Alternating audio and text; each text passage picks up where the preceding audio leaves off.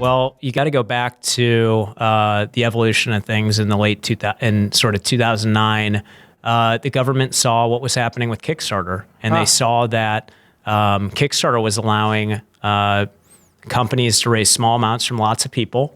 It didn't need to be regulated, and it was a new way of people to raise capital, and that sort of allowed them to actually see what the internet could do, because it's self-governing. And there's sort of the wisdom of crowds, which we could talk more about. And it's a new way to basically help startups and small businesses, which is obviously a good thing. In addition, at the same time, you alluded to it, but the UK has permitted equity crowdfunding for 4 to 5 years now. And there's a platform in the UK called Crowdcube that's helped 120 companies raise, or 160 companies raise $120 million last year. And I believe they're the most active early stage investor in the entire UK right now. And it's a lot of civilians, people of normal means, white collar, blue collar, not billionaires, not venture capitalists, not sovereign wealth funds, just, regular Joes putting money in. That's right. And Janes, I guess. Yeah, they'll have 1,000 people per company investing a few $100s. The SEC took a heck of a long time to implement the Jobs Act. Yeah. Was that because they were opposed to it, that they didn't want civilians investing, or because it is actually super complicated? Because did the SEC chair leave in the middle of all this and they got a new one? So that, because she seemed to be staunchly against it, the original one. Yeah, so part of the challenge has been the turnover at the SEC. So at the onset of when the Jobs Act was signed, it was Mary Shapiro. She was not into a fan of it. She said she didn't want to do it explicitly, right? She actually arguably tried to stop Title II, which is just allowing companies to advertise they're raising capital from accredited investors. Right. And that actually came out publicly. So she was against it. Elise Walters was the interim commissioner of the SEC after her. She was not a huge fan either. And then Mary Jo White now has been the chairman.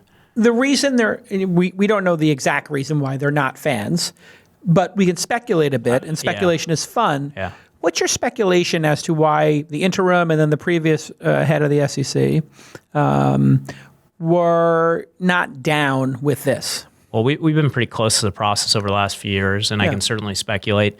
The reality is that the SEC's job is to protect investors. That's it. Their job is not to create jobs. It's not to help create GDP or tax dollars for the U.S. Protect investors, right?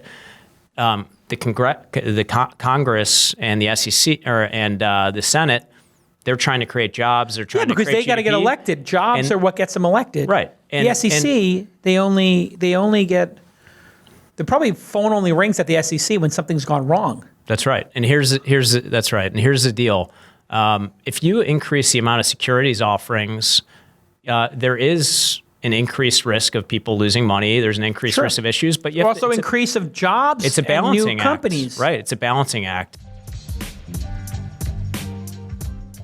Hey, everybody, let me take a moment to tell you all about Braintree, which many of my startups are using. You're going to outgrow your local market at some point, and you're going to want to set your sights on the global market.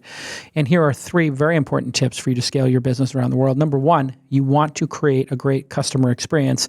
And that means you want to design something that's intuitive and well-designed for local individuals, and that's going to pay dividends once you expand globally. And 2, you want to accept local currencies, obviously, because it's a simple way to increase conversion rates when people are checking out. If you accept their local currency, the chances of them buying from you is going to greatly increase. And once your biz is ready, you want to set up a domicile, and that's going to offer, once you get your bank account and an office in countries, great business and tax advantages. It can also lower your interchange rates and let you deposit transactions into the local currency. Braintree is a payment platform that allows you to easily accept currency in over 130 countries, 130 currencies, in fact. Also, it's a seamless checkout that helps every customer experience be painless. To learn more, go visit braintreepayments.com/twist, braintreepayments.com/twist.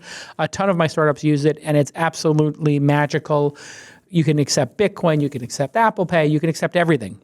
And it just works, and it's very easy. Just a little snippet of code, you put it in, and you're off to the races. And, of course, majority of my startups eventually wind up making more money outside the US than they do inside the US because there's many more countries and many more people living outside the US than inside the US. So when you're ready to scale and you've outgrown your local market, you want to use Braintree.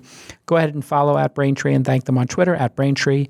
And to learn more, visit BraintreePayments.com/twist, BraintreePayments.com/twist. Okay, let's get back to this amazing episode.